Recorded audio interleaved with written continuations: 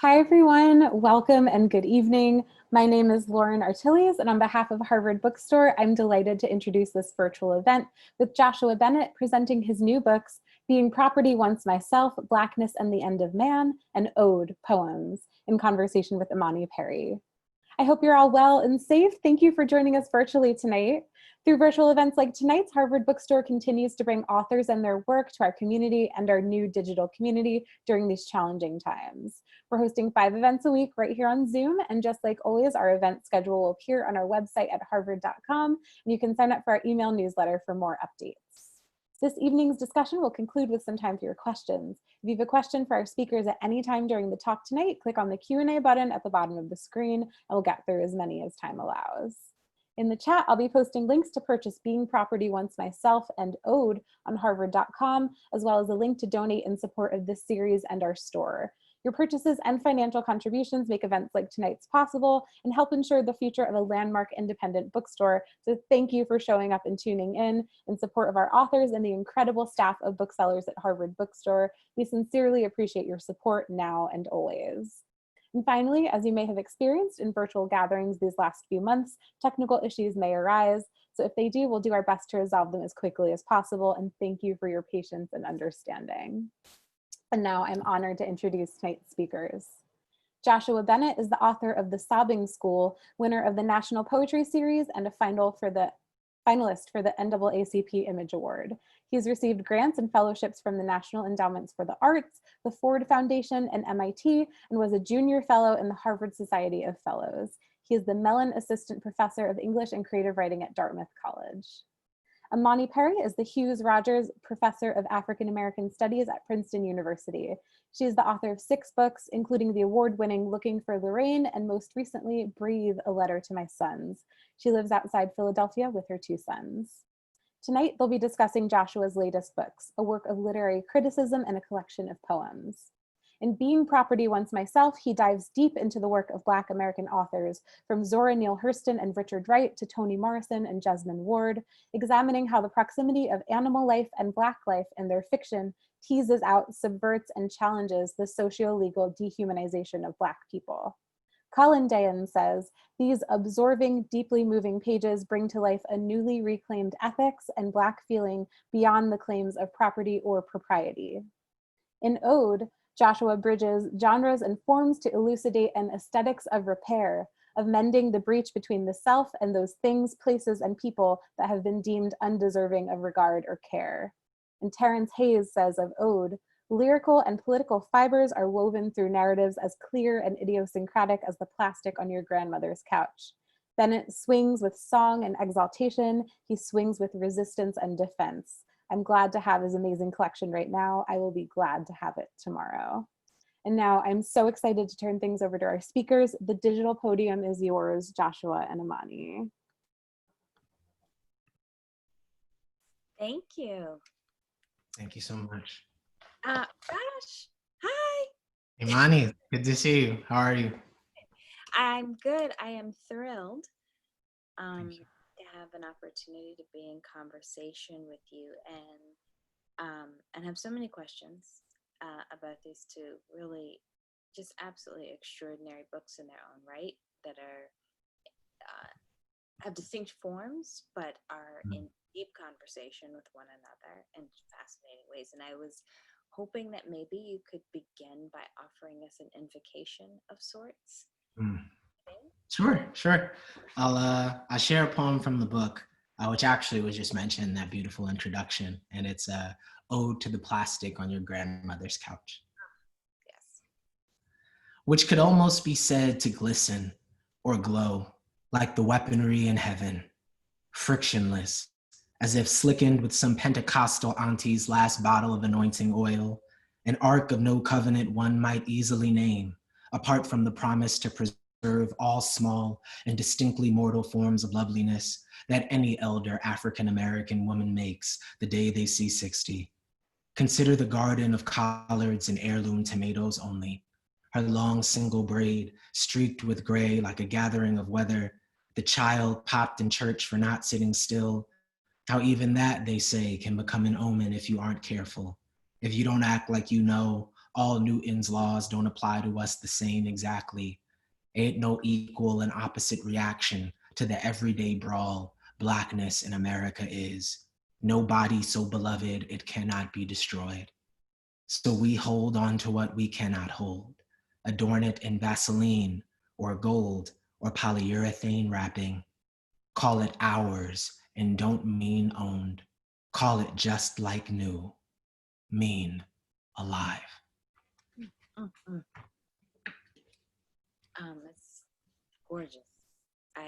One of the things that I have always admired about you as a thinker from when you were a very young age, relatively speaking, is you pay really careful attention, and that poem is one of is evidence of that, right? So there is the attention that you're paying is to the rituals associated with the plastic on the couch, but also to the meaning, right?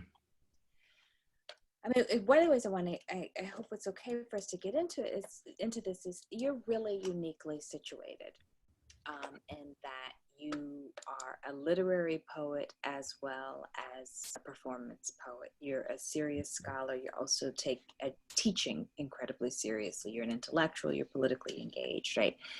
And I think, part of what is the thread, as I see it, is that sort of the care, right, that allows you to move between these categories, right? That there's always this kind of very particular care, right, when it comes to your subject and with language. So this is what I want to start with this question about the subjects and the titles. Yeah. So ode. So first, I'm focused on ode, O-W-E-D, and indebtedness rather than property, right? And one of the things I love about your work is that in it, language play is not simply cleverness, which is always delightful and whimsical, but it's a deliberate referencing that which isn't said, right? So ode, not owned, right? But ode, not O-D-E, but it is that too, right? And so there's these moves. And so, I mean, I guess one of the questions I have is can you talk about ode in the sense, the meaning of that as a title for the collection, in the sense that I think I'm reading it correctly, as sort of revealing an obligation, right? Or indeed, is that fair to say? For sure. And thank you for that. That biographical sort of framing, because I think it's important for our relationship, but also my relationship to this book. Yeah, so Ode began at Cave Canem, at the Black Poets, retreat in Pennsylvania.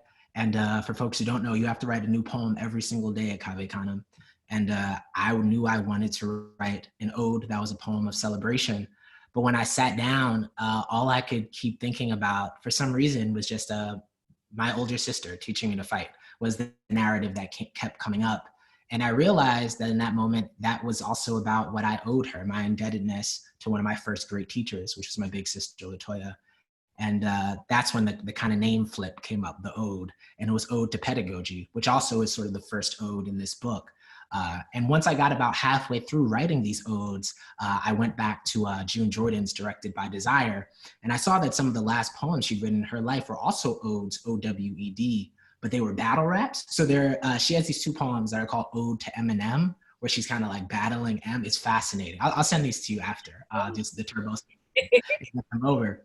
So part of what I realized was, on the one hand, the ode could be about a kind of a repartee, a back and forth, a tete-a-tete, right? But the ode could also be a poem of reparation, right? And once I got that theme in my mind, I'm sorry?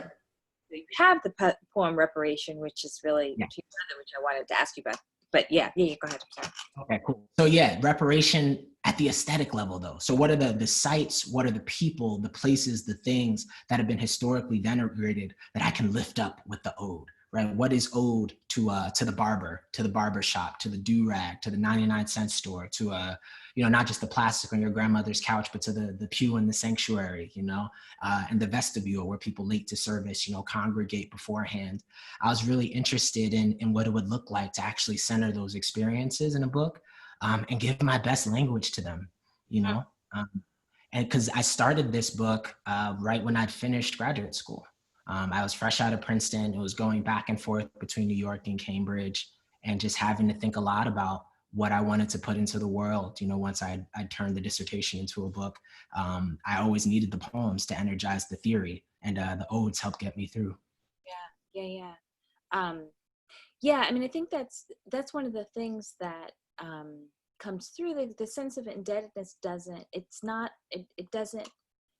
mean, there's moments that are painful, but it's not kind of, it's a sense of obligation, celebration, and also attribution, as opposed to, the way we tend to think of indebtedness, right? As, so these are, and to that end, I'm actually, so what I'm wondering about, you have some elegies too, and I actually didn't notice, I didn't think about ode in terms of ODE until I saw the elegies.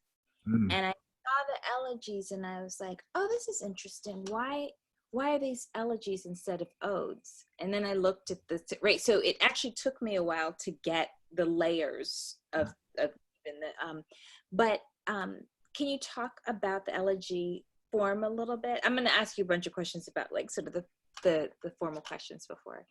That's okay. So good, because this is modeling that kind of careful reading, right? Yeah. So for me, the elegies, on the one hand, of course, in the traditional sense, the poems of mourning, right? So I have an elegy for the modern school. Yes.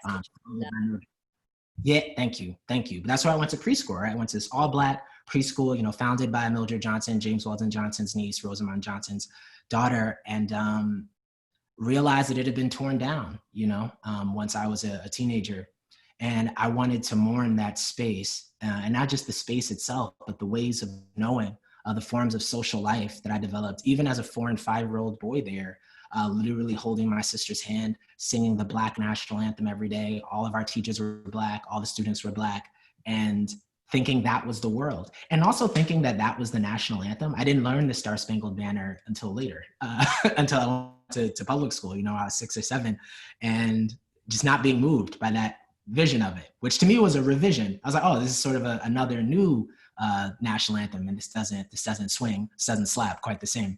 And so the elegies on the one hand are doing that kind of work, right? The work of mourning and reflection, but they're also poems of abolition. So I have an elegy for the police state, an elegy for prison, and there I'm really trying to sort of signal in advance my hope for the demise of these institutions, right? I'm trying to paint on the page a world in which we can imagine these forces don't exist, right? And I'm also trying to lay bare the kind of conversations I've been having for a long time about abolition in varied spaces. So an elegy for prison, for example, there's a scene in the lecture hall, sort of where I'm introducing the concept, and I'm really just trying to reflect the conversations I've had for a long time when I brought this up in classroom settings, which is, what we do all the murderers, et cetera, which is actually a good question. I don't think that's, an absurd query, right? But getting that on the page in the context of the rest of the poems that are largely about family and community, as someone whose older brother is incarcerated, and trying to really connect those threads, that's the work I think the elegy can also do, right? It can be about abolition, not in some sort of abstract sense, but how does this come home in the life of a particular speaker in a particular moment? Yeah. I think you have this, there are particulars, but everything, and this actually speaks to the poem Palimpsestina, right? That you do the layering of social realities, histories, intimacies, right? They're onto personal history. I mean, so there's the South, there's New York, right? There's, there's all the institutions, they're all there, and there's time, right? So there are the sort of the aesthetics of the early 2000s that are juxtaposed. I mean, there's, and And then and so I love that poem because it's palimpsest, but the sestina also makes it's a repetition of a set of themes, ideas, right? And that are the final words, right? Black steel, hands for Scythia, left beast, right? And so I wanted to ask you, if you could talk a little bit about the choices that you're making with culling, because you have this sort of beautiful layered landscape, but you're emphasizing certain words, ideas, questions. And I want to use that to kind of like also to move us into being property once myself. Sure.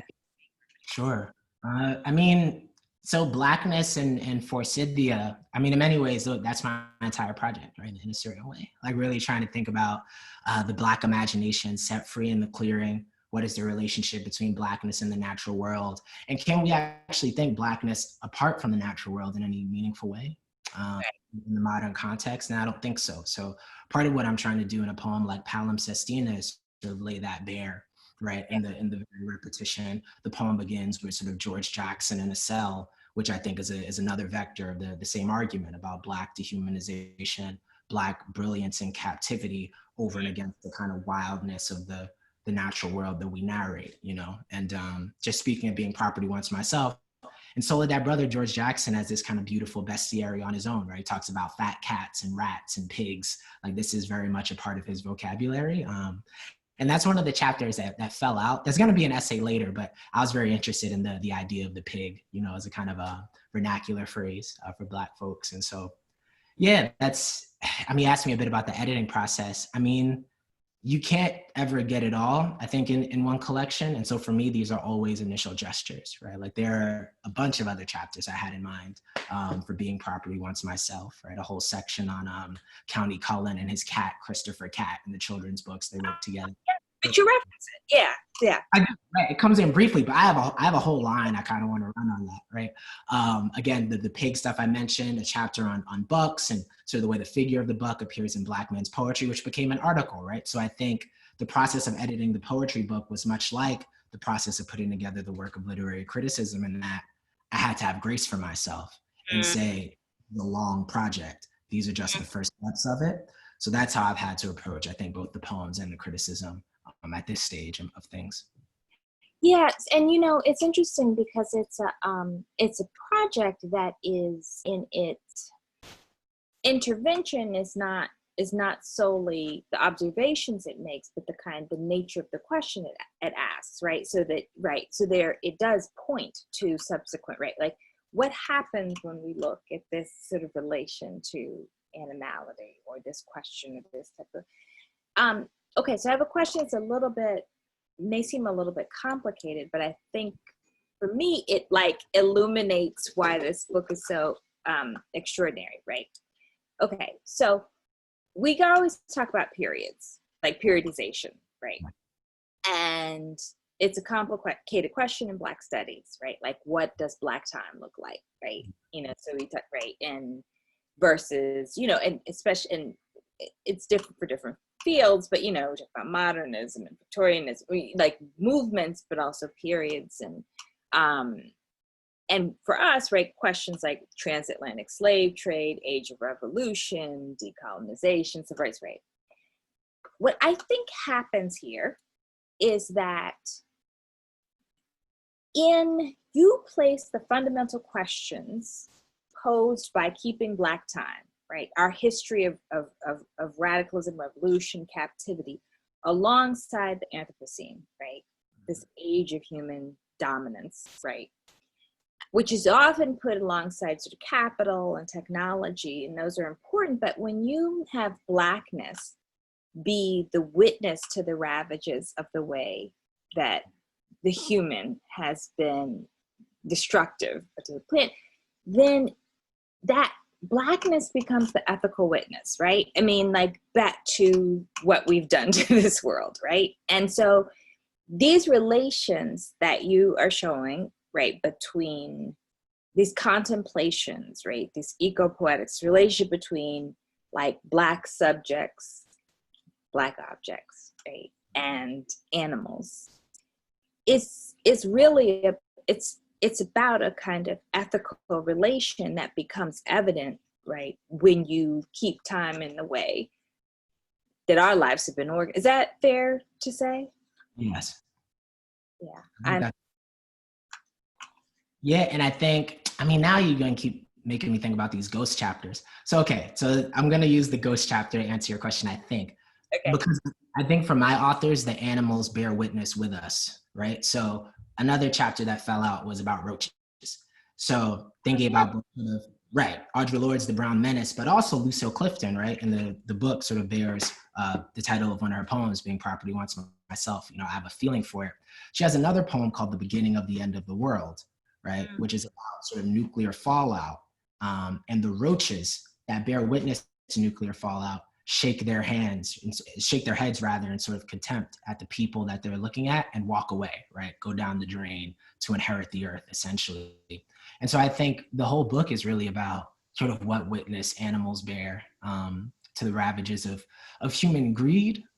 But also I think it's about, I really am interested in a certain kind of interspecies solidarity we see in a lot of these texts, right? So at the end of Salvage the Bones, for instance, Ash calling China her sister, right? Yes.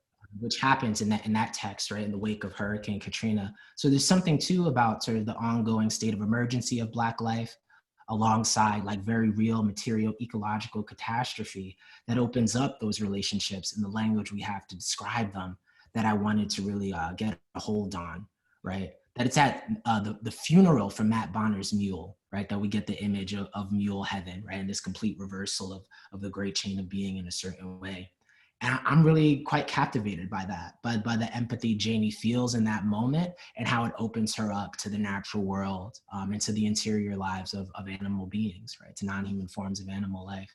So I think that's spot on. Like, what time is it when you're Black, right? And what other forms of life bear witness to Blackness and to all that Black people have survived? And that, I think, became the sort of organizing structural force of the book. And so, and muleness in particular, I mean, I think, you know, there's a capaciousness there. I love the concept of muleness and recalcitrance and refusal, and there's more than resistance. Yeah. And in some ways, it can encompass, right, that which we think of as revolutionary, but it you know, so it has this sort of elasticity, right, that is about a disposition to the conditions of, right, being forced, right, right, and that I think is something that animality offers, that the way that we talk about the political economy doesn't necessarily. There's some of it, but not all of it. Yeah. And I think I'm also interested in the mule as an invention, right? An invention for the sake of labor that far exceeds the intentions of the inventor, right? And Harmony Holiday talks about this elsewhere, right? Sort of the great American inventions, you know, sort of baseball, jazz, and the American Negro, right? And I'm really interested in this idea too of the mule as an invention. It's not just resistance or refusal. It's this kind of interior life, right? That's robust, at least in Hurston's hands, right? She's super interested in mules and men, right? She has snakes that talk. Like, muleness for me is all about the opacity of animals, the lives they hold to themselves, their sociality, which cannot be known, much less fully dominated, right? You can't really know what's up with a mule, right? You don't know their stories, you don't know their language, which is another way to think about the caged bird song as well, right? We don't have a grasp of bird language, right? And that there's something quite powerful about that opacity in a world that claims to know everything about you, or to say you have nothing worth knowing in the first instance, right? If that makes sense. Yeah, and what you just said made me think of you have a quote from Michael Weaver about the which I had never thought of this, but about the weight, the weightiness of birds, right? Yeah. Like the kind of, there's a heaviness in taking flight, which just for me is completely opened up, you know, and I saw early versions of this, but just what you do with Morrison, what you do with the concept. Can you talk a little bit about that? Yeah, sure. I mean, so that chapter, Cock, is about your Black masculinity and exorbitance. So if Michael Weaver says that Black men are the summary of weight, is what he says in his poem American Income. And I've just been trying to sit with that ever since I read it. This idea that maybe as opposed to thinking of Black men as sort of nothingness, as voids, right, as having sort of no value or nothing to them, what would it mean to actually think about the weight that Black men bear every day? Sort of the stresses that they undergo, and what does it mean to index that weight, as I think Toni Morrison often does, through the bodies of birds, right? So of course I was thinking about the white peacock that I explicitly talk about in Song of Solomon, but also even just thinking about Mr., the rooster from Beloved, and Paul D talking about the weight of having to call this bird Mr., right? And that the sort of strut of that rooster, right, constantly just being a reminder of the world that he's borrowed from, right? The sort of social and primary wealth of this nation that will never be his. I think that too is what flashes before Milkman and guitar, right? And I wanted to just keep track of that, right? The way that bird metaphor is working actually as a way to say, if you fly, it might be jive flying, right? So you have to really think about movement on other terms, other than the choreographies that have been laid out for you, right? And I think Milkman, I mean, by the end, we can debate over whether he gets there, but I think there's something that he realizes in that moment that he, surrenders in that last sentence, right? If you surrender to the air, you can ride it. And I think alongside that, surrendering is a kind of tenderness that Milkman finally learns he has to accept if he's going to have a life worth living. Mm-hmm, mm-hmm.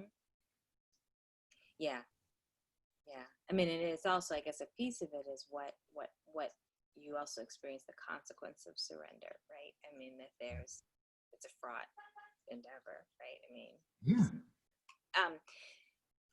So you have these sort of conversations with, really in both texts, right? You have the sort of genealogy, but there's family, there's poets, there's scholars, you have the cover of Ode is a photograph of you and your dad, right?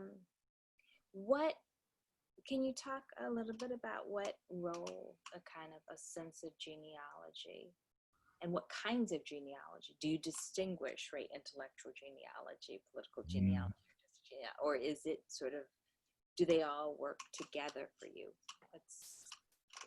Fantastic question. I'm trying to think of the best way to frame it. Yeah, I think for me, it's a cloud of witnesses, it's, and you see this, I guess, in the acknowledgments, also working with the citational practice of the book, that for me, like the cover even of Being Property Once Myself, right? The way I describe it in the acknowledgments is that's about my grandparents meeting a literal field, right? In a strawberry field in Wilmington, North Carolina. And thinking about that in some ways is actually where the project begins for me. Not in a classroom at Princeton reading Chestnut, even though if asked about this a year ago, of course, that's what I would say, right? But my grandmother, may she rest, she passed at the outset of the pandemic back in March.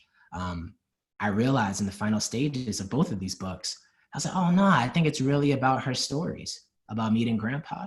And it's about coming up north and becoming a cosmetologist and having a certain commitment to beauty, that's what she showed up to work every day to do, is to help make her friends and complete strangers feel beautiful, right? And to do that both with her hands and with the language of the shop. And so, yeah, for me, I think about her as both sort of my literal ancestor, but also a literary ancestor as well.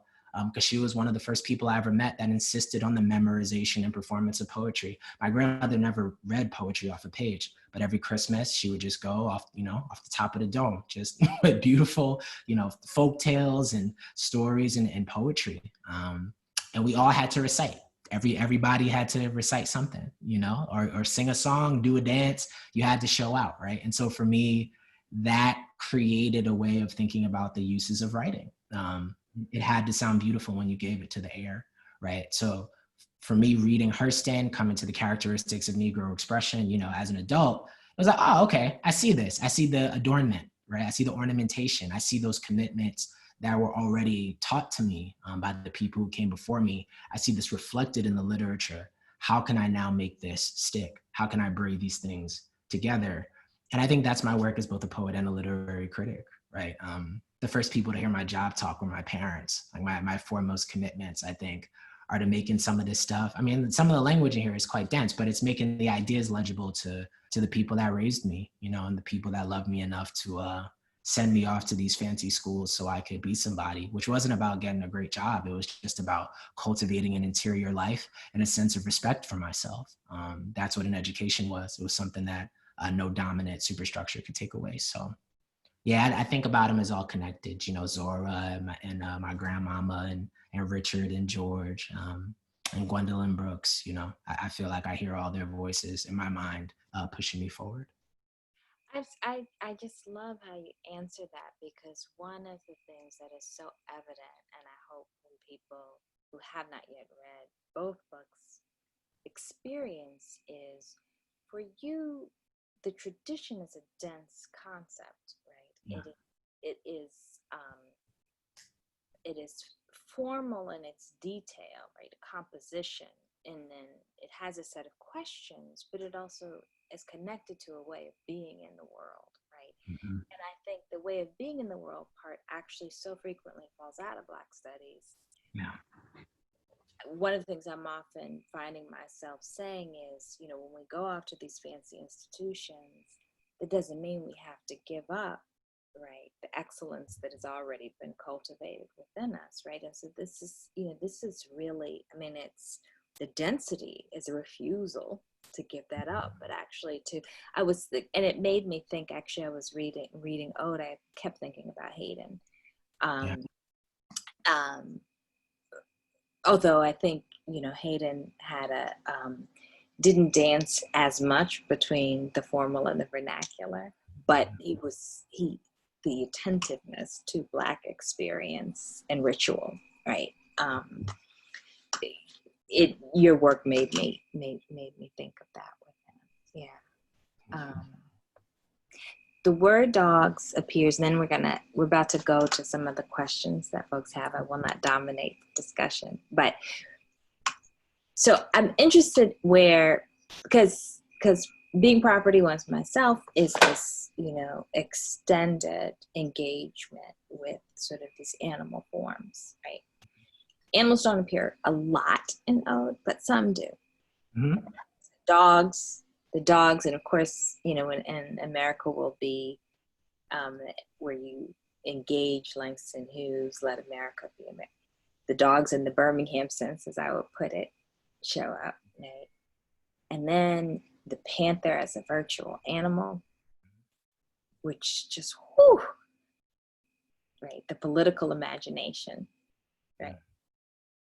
Of liberation, right? So you're recounting a past, you're telling a present, you're telling ways of being, and then there's the political imagination, right? Is that like, you know, was that deliberate to not, you know, to be very particular about where animals showed up? Yeah, not to go too hard on the animal front. That's so interesting. Yeah, I mean, because there are some animal poems in the Sobbing School. Like I have this shape poem about a cockroach, and I don't know. I guess so the animals you brought up, the dogs in America Will Be, right? And so part of what I'm up to in both these books is whatever's behind the fact that my father could have had dogs sticked on him as a little boy, and that one of the first things he did after the Vietnam War, came up to New York City and lived with his two brothers, is that they all got Great Danes. His Great Dane's name was Lucy, and Lucy came with him everywhere. Lucy slept in the bed with him. Like Lucy, that was like his kin, you know? And I've just thought a lot about what it means for my dad to be able to recuperate that sort of relationships, that could be distinct for him, right? That he didn't develop just some deep fear of dogs that he carried his whole life. And I think that was really the spirit of both of these books. How in the world did Black people maintain this kind of capacious, rigorous, loving imagination toward the natural world, given the way that its very terms have been used to denigrate them, right, at the symbolic level, but also had been used against them as captive labor, right? And in the poems, I think I'm after the sort of same spirit. Like how have we been able to recover a certain relationship to our skin, to our hair, to religious practice, to one another, right? And how can we not sing that. I just feel like every time I want to bring it back to witness, because that's how you so brilliantly started this conversation. I realized if I wanted to bear witness, I had to bring the animals in at opportune times, when it made sense. But I also had to make sure that that's always what I was keeping track of, right? Just the meditative tenacity of Black people, right? Our spiritual persistence in saying, no, like this too belongs to us, and not in ownership terms, right? Like, because we belong to it as well. But this is part of how we're dreaming, right? The animals and the trees and the good dark earth beneath us, the water and the air, right? Lucy the Great Dane, keeping me safe, watching over me at night. Healing is possible. Recuperation and reparation is possible. And so I think that's really the shimmering thread that connects these two. I love that. I'm just this moment where you just referred to reparation in terms of healing, like repair. Right? So Yeah. One of the questions asked is how all the things that have happened this year, quarantine, Black Lives Matter, protests, the death, right? Has it changed how you think about the purpose of poetry? My goodness. No, I don't think so. I think I've known for a very long time that poetry was incredibly multivalent, So, I mean, I came to poetry first in a religious sense. So the first poets I heard were preachers, and I would come home and I would improvise these 40-minute sermons in the dining room. And my whole family they would really listen. They would gather around me and, they would amen at various times. And if it wasn't, hitting like that, it'd be quiet and be like, all right, Josh, that was good. You go to your room now. But that taught me something, I think, about the power of language. And my mother, when she heard a good sermon, she would say, that's my word for the week. That's armor I can carry with me, right? No, it's a bar. And she would just carry it with her, And I've always known that poetry could do that. I always knew that poetry was supposed to speak to injustice. I always knew that poetry was something that had a kind of meditative purpose to it. My sister had Maya Angelou's Phenomenal Woman taped to the front of her bedroom door. So she, every time she walked out of her bedroom to look at that poem, I walked past that poem. My room was right next to hers every single day. And so I think a lot about what it means to carry a poem with you as a reminder of who you are against a world that says you're something quite different. So I think if nothing else, this summer has been a timely reminder, right, of that, that the work is unfinished, and that there's still, that work of witnessing that poets need to be doing, right? There is no revolution without poets, right? Without musicians, right? Without art and artisans. And so there's the need for us to give fresh language, I think, though, to the nature of the problem ahead, right? We can't just leave that to the consultants, I think. That has to be the work of writers to help us imagine what's next. Because the first gesture, or one of the first gestures of an abolitionist is demolition, but the other needs to be creation, right? There needs to be that imaginative impulse. So I hope that, it's a moment for poets, the courageous ones. Your description of your sister in that poem, and, and I think your sister is not that far apart in age from me, but we all memorized Phenomenal Woman. Yeah. Okay. Right. Did you recite it publicly? Oh, sorry, go ahead. Yeah, Pretty Women Wonder Where My Secret Lies. Come on. To the fashion model size, right? And I mean, and many of my friends can still do it, right? Similar function, so to talk, yes, so that it giving you, in the context of the birth of, or the flowering of Black feminism. I wanted to ask you, did you grow up Pentecostal? What kind of? I grew up Baptist. Yeah. But always around Pentecostal ministers, because the rest of my family is a number of folks in my family are Pentecostal and attend Pentecostal church in Bronx. Yeah. It's interesting, to think about particular traditions as part of, not drawing the distinction between form, but actually the practice, the artistic practice. Okay, so how did you find your personal voice, which is related to what you were saying? Oh my goodness, through much fear and trembling, for sure. I think I just tried to make music out of stuff I overheard every day, So I had the ministers in there on the one hand, right? I had the preachers. I had The mixtape CDs, my boy Vincent made me because I wasn't allowed to listen to secular music. So I had to pay Vincent $5 to go on Kazaa to make me mixtapes. And that was how I was introduced to, Biggie and Pac. And my sister had, yeah, come on. I had to sneak it with the flashlight. That was me. Flashlight under the cover, the headphones on. My sister had like Water for Chocolate, the Common album. And I played that out. And that's how I found, I think, a certain kind of love for hip hop that I tried to bring over into my style. And I was always a voracious reader, And so I think especially once I got to college and got to pick more of the books I read and didn't have a guided curriculum in the way I did in high school, that's when the poems really started coming. I'd always written for myself. My mom still has a kind of a shoebox with my poems in them from when I was quite young. But I really found my voice as a writer through that experience of just trying to put the hip hop together. It's that classic sacred profane, right? That is so much the lifeblood of our expressive tradition.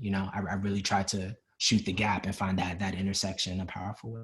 So it's so interesting, like when you think about sort of stereotype and misconception, writing is such a central part of Black youth culture. Oh, for sure. For sure. And public performance of that writing. Right. So we had memory verses in church, which was a rehearsal of this kind of ancient tradition of writing, right? But we also had kind of open mic space, right? There was always this sense that your voice mattered, and especially if you were gifted, right? If you couldn't sing, people would say that's not your gift, you need to find something else, right? But the public recitation of one's own work, I think, and pragmatically, just works wonders for your confidence, right? Again, in an anti-Black world, right? So I know, but I can talk. You give me some room, this place will go up. And I think that's an intimate part of the social life of almost all the Black people I know. I mean, especially the ones that became academics, ministers, school teachers, etc. We were rooted in it. We were rooted in rhetorical strategies for overcoming. Yes. This is a wonderful question. Can you elaborate on property and belonging? What does it mean to belong without possession? And how is that reflective in the meditative of Black tradition? That's Rashad. That's my graduate student. I see you, Rashad. I see you flexing, brother. You should have prepped me for this question. You could have asked me this on the phone the other day. Okay, can you elaborate on property and belonging? That's a great question. Yeah, I mean, part of what I've been trying to think about, especially in the context of this book, but also the poems, is what it can mean for us to belong to each other if we are formerly considered commodities, right? And so I think that's the first level of how I came to the sort of animals and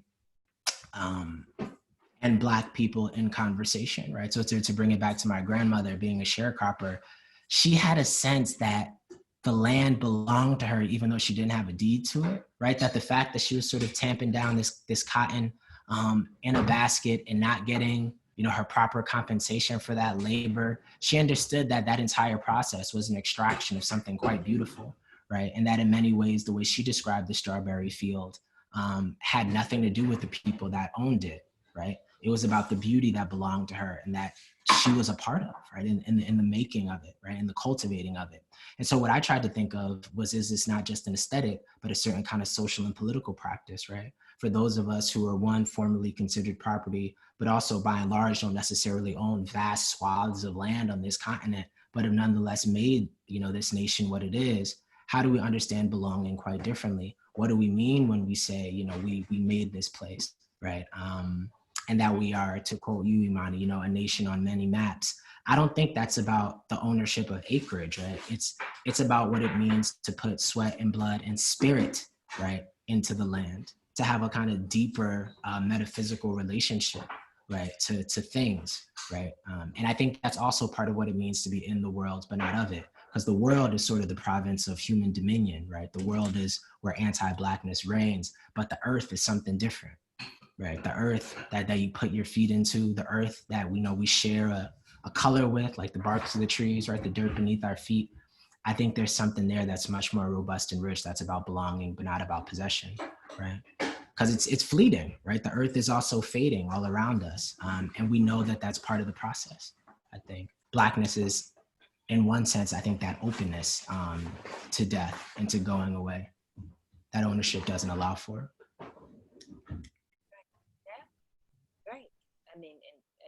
honesty about it, right? Yeah. Nothing to do with that, right? That's a Precisely. And no one lives forever, right? And that living forever actually wouldn't be great. Which is why you have to learn to live in moments. Oh, sorry, go ahead. No, I was going to say, one of the questions that I also think is really good, what's the best thing you've read lately? What's the best thing I've read lately? Okay, well, Wanda Coleman's American Sonnet 91, in part because I just taught it. That thing really swings, man, especially. So I had the students first read it just the way they were reading it, and then read it as if the speaker were an angel. And then everything that just sort of opened up for us in reading on one of her interviews, I believe it's from 1998, where she talks about the process of writing the American sonnet as fundamentally rooted, one, in a kind of love for jazz, but also, again, in her religious experience, and hearing the repetition of preachers. And that poem just blows me away every single time. And I'll also say, Imani, right, the preface to May We Forever Stand. And I'm saying that just to tie it to our conversation too, because you talk about hearing both of your sons sing the song, right? And when your youngest sings the song is when you knew you had to write the book.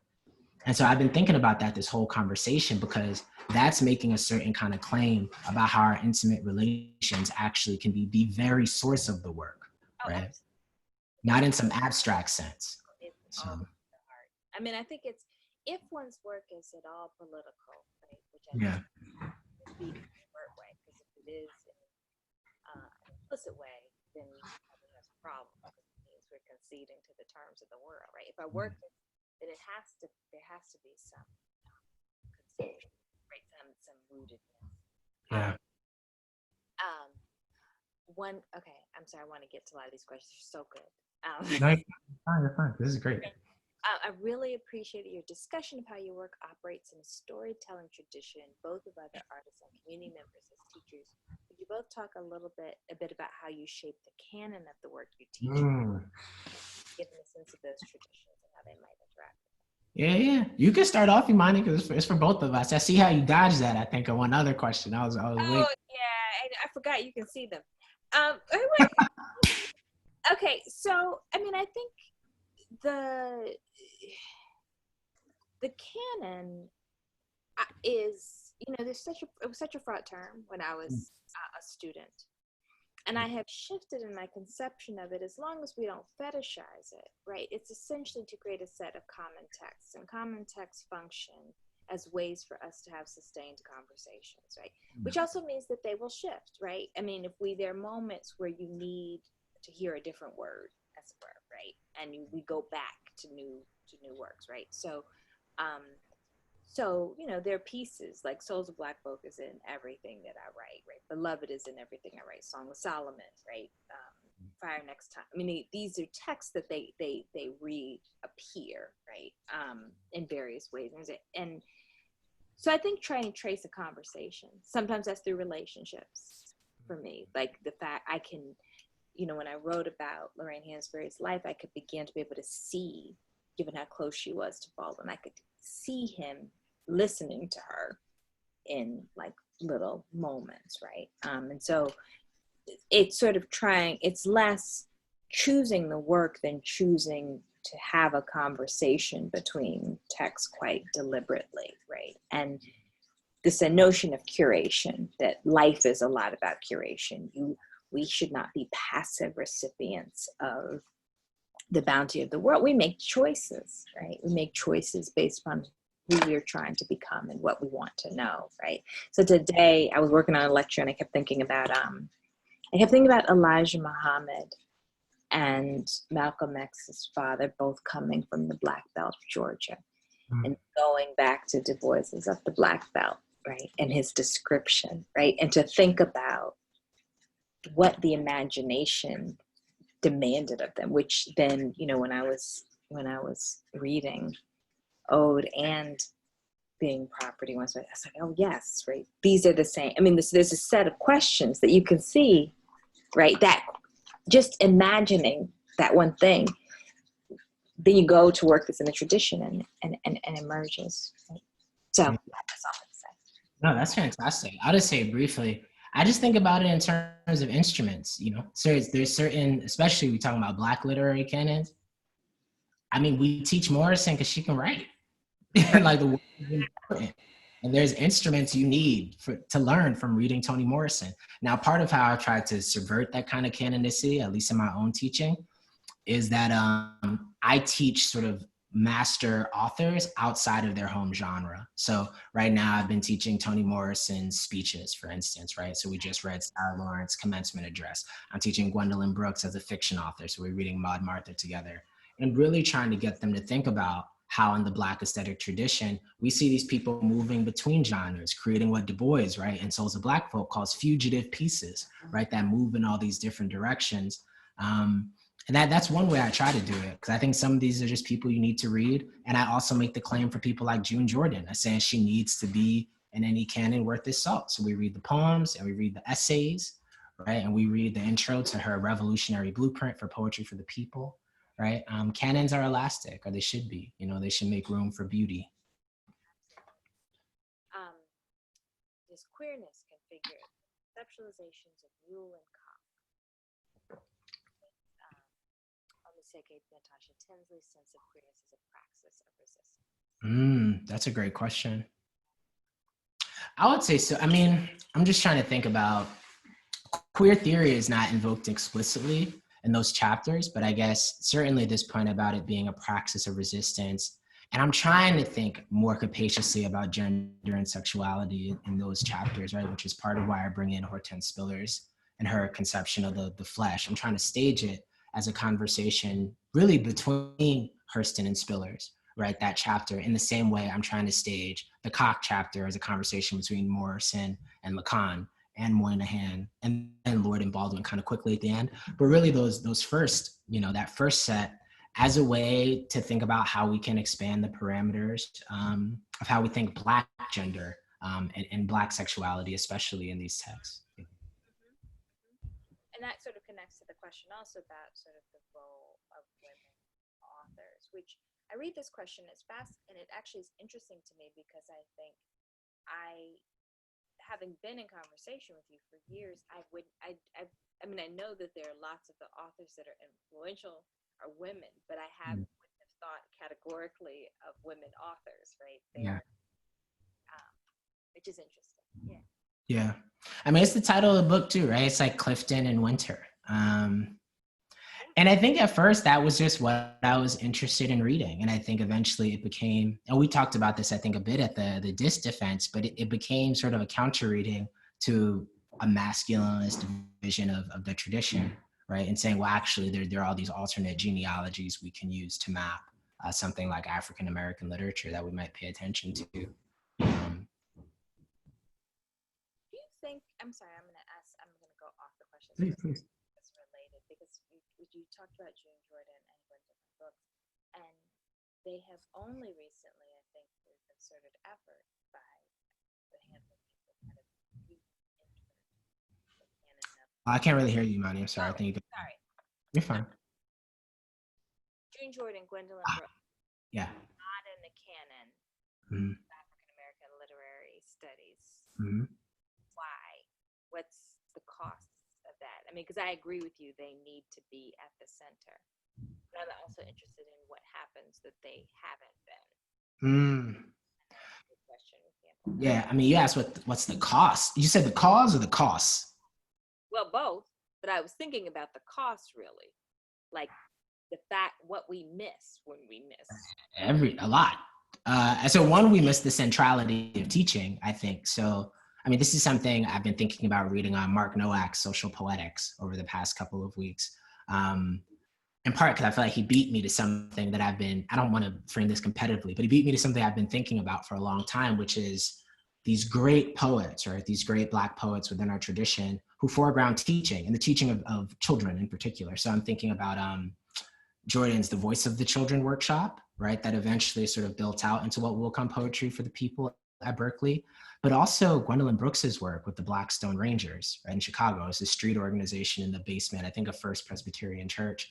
And I think when that falls out, we miss a ton about what makes Black poetry especially relevant and important, right? Which is that it's really supposed to give a set of conceptual tools to young people.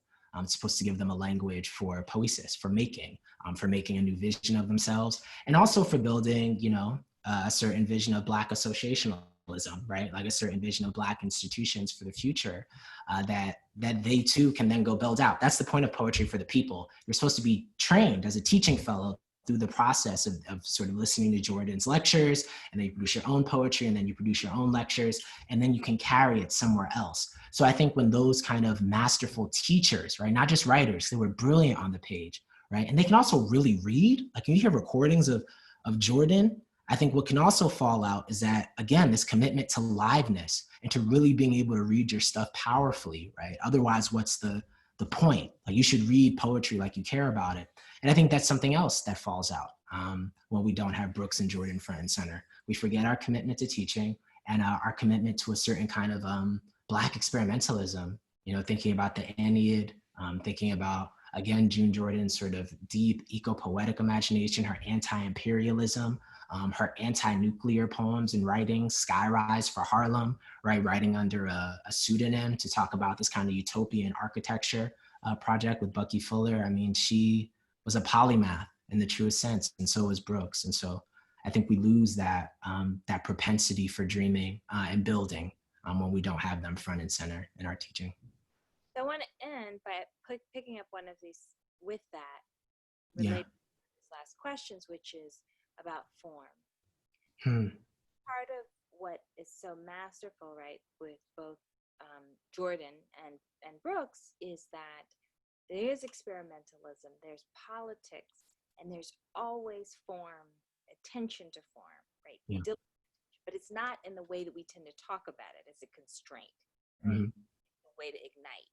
Can you talk a little bit, can we end with you talking a little bit about form for you, its significance for you and your. Yeah, for sure. I mean, I love that you talked about ignition there, because I think that's what it is for me, right? It's a way to actually electrify the ideas. So in this book, whether it's a sestina, whether it's a kind of short story almost, a kind of flash fiction, like what I'm doing with the Book of Micah, form just becomes, these kind of unique vehicles to tell the kind of stories I want to tell, but not even in a way I often plan in advance. I think sometimes I'll start writing and the poem reveals itself to me as a sestina, I don't want to get too metaphysical. Well, why not? Yeah, I think it's something that comes through. I was gonna say I don't want to get too metaphysical at the end, but I think there's something that comes through me, and I think form is part of what's coming through me in this book, right? Whether it's sort of just the one lone prose block, like in Tolkien Plays the Dozens, where for me I'm trying to mimic the form of what's happening when you play the dozens, where you're just boxing, right? So I have it going that way, and then the thinner box of the high top fade, right, that rises right from one's body. Those poems for me, they came through that way on the page, and I said, okay, this is a sestina. Let's get the mechanics perfect. But yeah, form for me is what helps the poems take flight. It's what pushes them into another place. And poems to me, the form of the poems feels like, I don't know. I feel like it's a reflection quite often of the shape that they came to me. It's me trying to honor that moment where something more than human happens. That I think is the poet's. That's the poet's strongest weapon. I think the fact that we're connected to whatever that wild spirit is, and we can let it loose on the page. And contrary, like you're saying, to the way many people feel about form, I think that's actually what form can do. Can lay that bare. Well, I want to thank you for all of us who have been part of this conversation and for bringing so much brilliance and genius and beauty to the world. I think I speak on behalf of everybody who is a participant and also wishing you joy and abundance as you enter into the next stage of your life, that you've given so much for us, and you deserve an enormous amount of abundance and beauty in return. Thank you, Imani. Can we have a round of applause for Imani in the chat? I don't even know how that'll work, but if y'all could send emojis, happy gifts. Thank you, Imani, for tonight. And also just quickly, if I can, just for being somebody that never let me quit on myself. I wanted to leave the profession, and he told me that was okay, but I had to do it on my own terms. So I want to thank you for being a model for me of what it could mean to lead with grace and care, and not just sort of being brilliant in public as the main reason one becomes an academic, but rather to look after someone and to treat folks well. So thank you. You do it for all of us. All right. Take good care. Thanks, you too. Good night, y'all. Thank you both. I just want to thank you for that incredible conversation, and thanks to everyone out there for spending your night with us. Please learn more about these incredible books and purchase Being Property Once Myself and Ode at harvard.com. And on behalf of Harvard Bookstore here in Cambridge, Massachusetts, have a good night. Keep reading and stay safe. Thank you, everyone. Yeah. Good night.